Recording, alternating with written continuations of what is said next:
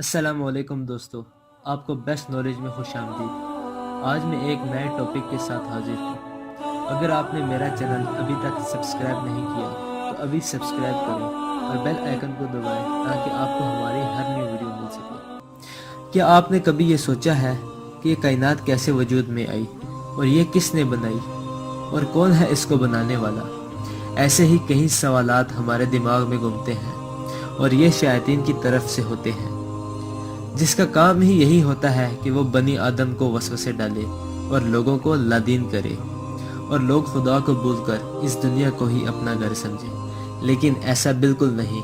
خدا نے ہماری رہنمائی کے لیے بہت سارے نبی بھیجے اور 4 مقدس کتابیں اتاری، جن میں سے آخری کتاب قرآن پاک ہے، جو حضرت محمد صلی اللہ علیہ وآلہ وسلم پر اتاری گئی۔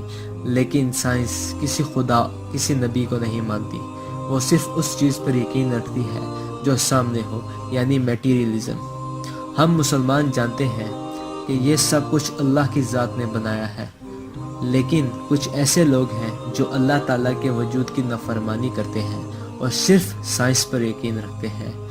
سائنس ہر دن نئے تجربے کرتی ہے اور اسی کوشش میں لگی رہتی ہے کہ آخر اس کائنات کا مالک کون ہو سکتا ہے۔ حال ہی میں ہی سائنسی تحقیق نے رپورٹ ظاہر کی ہے کہ یہ کائنات بگ بینگ کے بعد وجود میں آئی۔ بگ بینگ یعنی پہلے کائنات صرف ایک نقطے میں بند تھی اور ایک بڑے دھماکے کی وجہ سے وجود میں آئی، اور یہ صرف ایک حادثے کی وجہ سے ہوا۔ لیکن یہی بات ہمیں تمام کائنات کے مالک نے 1400 سال پہلے ہی اپنے محبوب حضرت محمد صلی اللہ علیہ وآلہ وسلم کے ذریعے بتا دی تھی۔ سورہ انبیاء آیت نمبر 30 میں اللہ تعالیٰ نے فرمایا کہ کافر نہیں دیکھتے کہ زمین و آسمان ایک نقطے میں بند تھے اور ہم نے ان کو پھاڑ کر جدا جدا کر دیا۔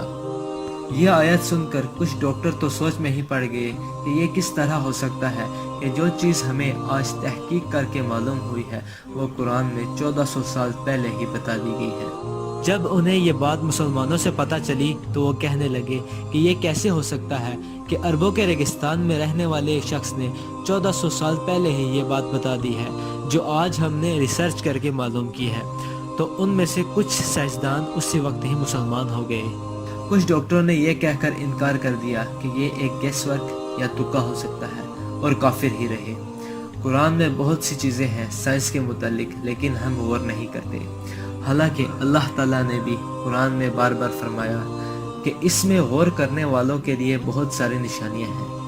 خدا ہمیں قرآن و سنت کے مطابق زندگی بسر کرنے کی اور اس میں غور کرنے کی توفیق عطا فرمائے، آمین۔ اگر آپ کو ہماری ویڈیو پسند آئے تو لائک اور کمنٹ کریں اور دوستوں کو شیئر کریں اور ہماری حوصلہ افزائی کریں۔ اللہ ہم سب کو شیاطین کے شر سے محفوظ رکھے، آمین ثم آمین۔